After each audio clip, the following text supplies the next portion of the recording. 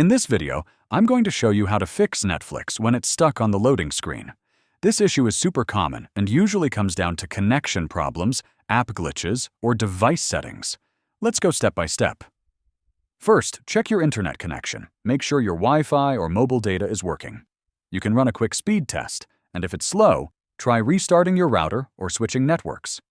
Next, restart your device. Whether you're on a smart TV, phone, tablet, or streaming stick, turning it off and back on clears temporary glitches that might be causing the issue.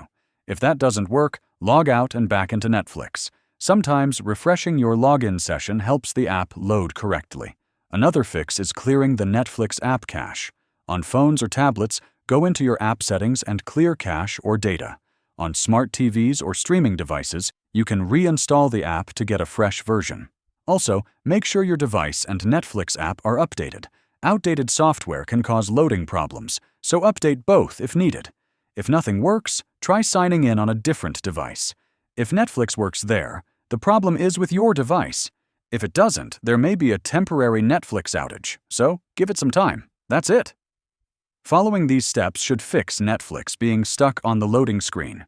If this video helped you, please like and subscribe for more simple tech fixes and streaming tips.